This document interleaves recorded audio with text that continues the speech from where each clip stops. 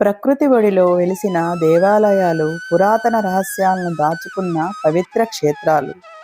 ఇలాంటి మహిమాన్వితమైన క్షేత్రాలను మీ ముందుకు తీసుకురావడం ఇదే మా లక్ష్యం. మీరు చూస్తున్నారు నాగ్ నేచర్స్ హబ్ ఛానల్. మీ అందరికీ హృదయపూర్వక నమస్కారములు. ఈరోజు మనం దర్శించబోయే క్షేత్రం గోదావరి నది మధ్యలో ఉన్న ఒక అద్భుతమైన శైవ క్షేత్రం. ఈ వీడియోని పూర్తి వరకు తప్పకుండా చూడండి.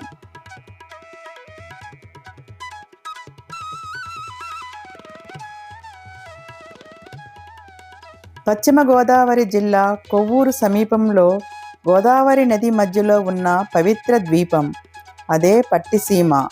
ఇక్కడ భద్రకాళి సమేత వీరభద్రస్వామి స్వయంభూ లింగ రూపంలో కొలువై ఉన్నారు.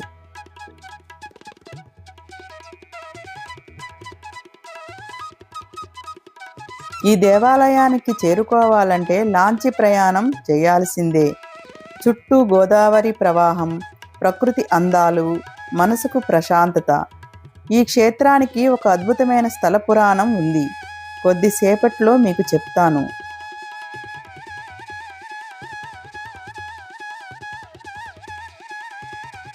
ఇలా ప్రయాణం ముగిసిన తర్వాత మన కళ్ళ ముందుకు కనిపిస్తుంది ఈ పవిత్ర క్షేత్రం.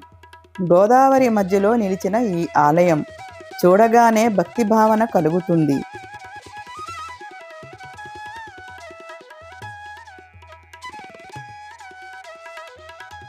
ఈ క్షేత్రానికి సంబంధించిన స్థల పురాణం ఎంతో విశిష్టమైనది.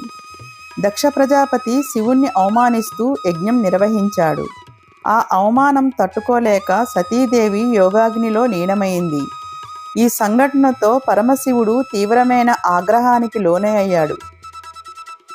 తన జటాజుటాన్ని భూమిపై కొట్టగా అందులో నుండి ఉద్భవించాడు వీరభద్రుడు. ఆయనతో పాటు దివ్యశక్తి అయిన భద్రకాళి అమ్మవారు కూడా ఉద్భవించారు.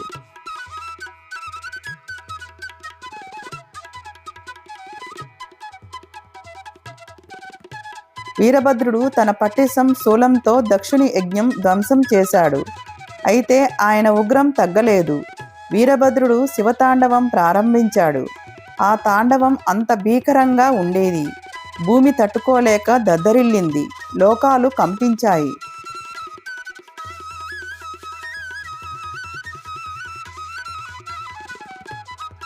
ఆ సమయంలో వీరభద్రుడు తన శూలాన్ని బలంగా నేలపై దూశాడు.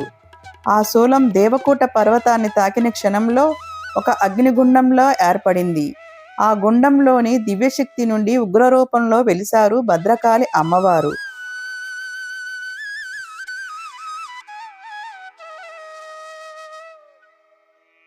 భద్రకాళి అమ్మవారు శక్తి స్వరూపిణి. వీరభద్రుని ఉగ్రాన్ని నియంత్రించే దివ్యశక్తిగా పురాణాల్లో చెప్పబడింది. ఆ సమయంలో లోకాలకు శాంతి కలిగించేందుకు అగస్త్య మహాముని ప్రత్యక్షమయ్యారు.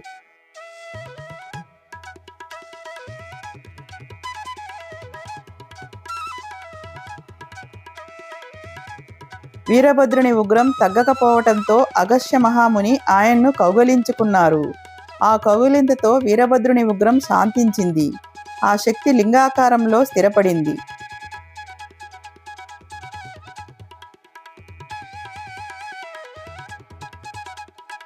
ఈ రోజుకు కూడా ఆ శివలింగంపై అగస్త్య మహాముని చేతుల ముద్రలు ఉన్నట్టు భక్తులు విశ్వసిస్తారు.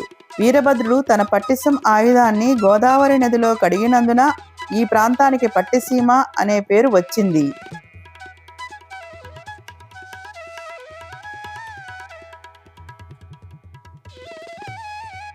ఈ గోదావరి తీరం పురాణాల్లో మరో విశేషానికి కూడా ప్రసిద్ధి. గజేంద్ర మోక్షం కథంతో ఈ ప్రాంతానికి ఆధ్యాత్మిక ప్రాముఖ్యత ఉందని చెబుతారు. గజేంద్రుడు కష్టాల్లో ఉన్నప్పుడు విష్ణుమూర్తి వెంటనే ప్రత్యక్షమై ఆయనకు మోక్షం ప్రసాదించాడని పురాణం చెబుతుంది.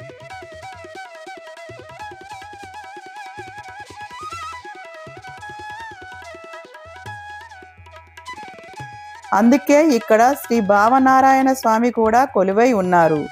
విష్ణుమూర్తి స్వరూపమైన భావనారాయణ స్వామి దర్శనం భక్తులకు శాంతి మరియు మోక్షాన్ని ప్రసాదిస్తుందని నమ్మకం. అందువల్ల ఈ క్షేత్రం శైవ మరియు వైష్ణవ సాంప్రదాయాల కలయికగా నిలిచింది.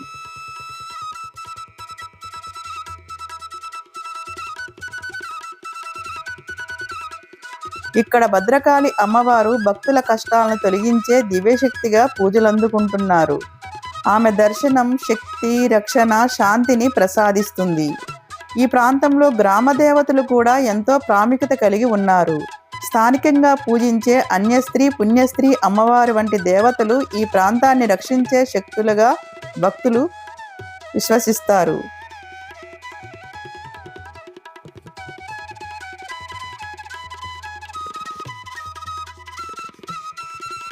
శివరాత్రి పర్వదినాల్లో ఇక్కడ భారీ జాతర జరుగుతుంది.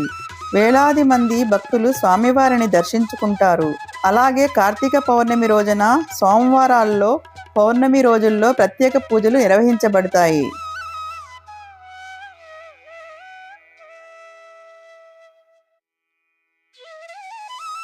భూమిపై ఎన్నో శివక్షేత్రాలు ఉన్నప్పటికీ పంచశివ క్షేత్రాలు ఎంతో విశిష్టమైనవిగా పరిగణించబడుతున్నాయి. అవి ఏమిటంటే కేదార్నాథ్ శివక్షేత్రం, కాశీ శివక్షేత్రం, శ్రీకాళహస్తి శివక్షేత్రం, శ్రీశైలం శివక్షేత్రం మరియు పట్టిసీమ శివక్షేత్రం. ఈ క్షేత్రాలు అత్యంత శక్తివంతమైన శైవ క్షేత్రాలుగా భక్తులు విశ్వసిస్తున్నారు.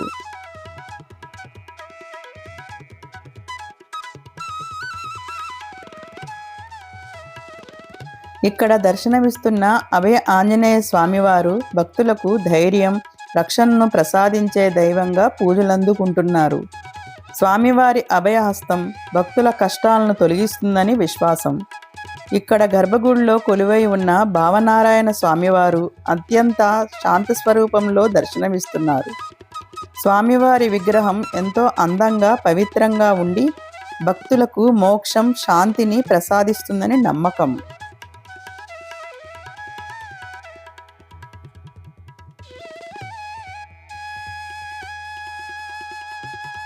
ఇలా గోదావరి మధ్యలో ఈ లాంచీ ప్రయాణం ఎంతో ఆహ్లాదకరంగా ఉంటుంది. చుట్టూ నీటి అలలు, గాలి, ప్రకృతి అందాలు ఇవన్నీ చూస్తూ ఉంటే మన మనసుకు ప్రశాంతత, ఒక ప్రత్యేకమైన అనుభూతి కలుగుతుంది. ఇలాంటి అద్భుతమైన ప్రదేశాలు మరియు పురాతన రహస్యాలను దాచుకున్న పవిత్ర క్షేత్రాల విశేషాలను ఆస్వాదించాలంటే మా నాగ్ నేచర్స్ హబ్ ఛానల్ను తప్పకుండా ఫాలో అవ్వండి. ఎందుకంటే ఈ వీడియోలు మీకు మార్గదర్శకంగా ఉంటాయి.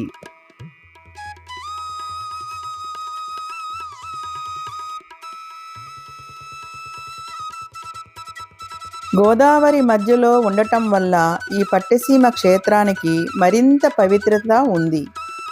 ఈ క్షేత్రంలో శైవం, వైష్ణవం, శక్తి అన్నీ ఒకే చోట కలిసిన పవిత్ర క్షేత్రం. ఈ దేవాలయ నిర్మాణ శైలి కూడా చాలా ప్రత్యేకంగా ఉంటుంది. ప్రకృతి, భక్తి, శాంతి కలయికగా నిలిచిన ఈ క్షేత్రం ఇక్కడికి వచ్చిన ప్రతి ఒక్కరికి ఒక ఆధ్యాత్మిక అనుభూతి కలుగుతుంది. ప్రతి ఒక్కరూ తప్పకుండా దర్శించాల్సిన ప్రదేశం.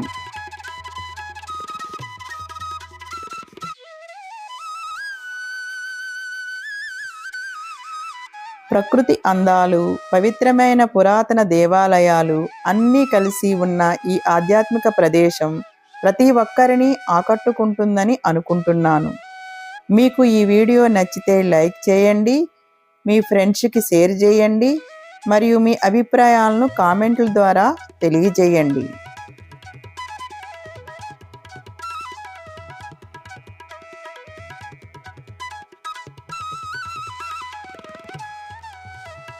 ఇలాంటి పురావస్తు పవిత్ర క్షేత్రాల దర్శనాలు, మరిన్ని ఆధ్యాత్మిక యాత్రలు, ప్రకృతి విశేషాల గురించి ఆస్వాదించాలంటే మరియు మరిన్ని వీడియోల కోసం మా నాగ్ నేచర్స్ హబ్ ఛానల్ను సబ్స్క్రైబ్ చేయండి.